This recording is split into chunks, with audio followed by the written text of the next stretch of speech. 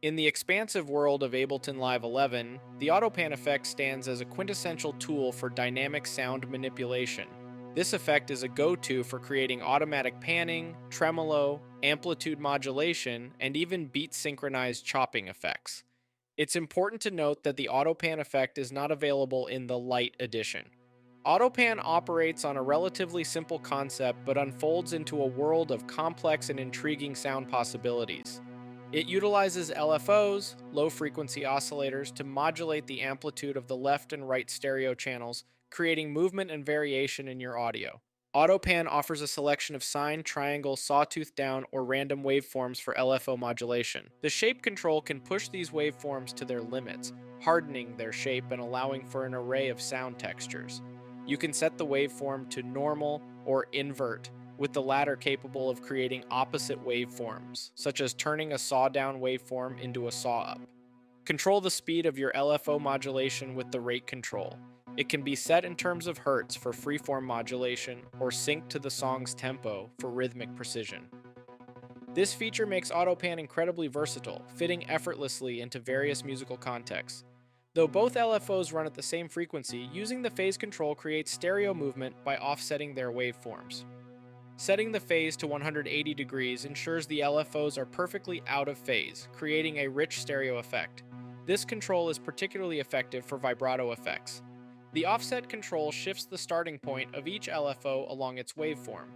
This nuanced control allows for subtle adjustments, adding another layer of complexity to the stereo movement created by the AutoPan. At its core, AutoPan alternates the volumes of the left and right channels, creating the perception of movement across the stereo field. The visual interface provides a clear representation of this volume pattern. When you first load AutoPan, it starts with no effect due to the amount knob being set at 0%. As you increase the amount, the sound begins to move between the left and right channels. The rate control adjusts the speed of this movement and is visually represented in the waveform on the interface. The phase knob adjusts the phase relationship of the left and right channels, transforming the AutoPan from a panning tool into a tremolo or chopper effect. The shape knob morphs the waveform towards a square wave, accentuating the panning motion and making it more pronounced in a full mix. The final control options in AutoPan are the waveform selection buttons. These include a random waveform option where the volumes of the left and right channels change unpredictably. The phase knob becomes a width knob in this mode, adjusting the deviation of the randomness. AutoPan can be used creatively in various ways.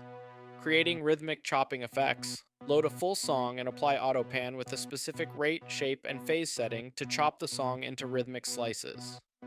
Stereo strobe effects. Slight alterations in the phase knob can create a strobe effect that zips across the speakers, adding an energetic movement to the sound. In conclusion, AutoPan in Ableton Live 11 is more than just an auto-panning tool, it's a versatile effect that can add life, movement, and rhythmic complexity to your tracks.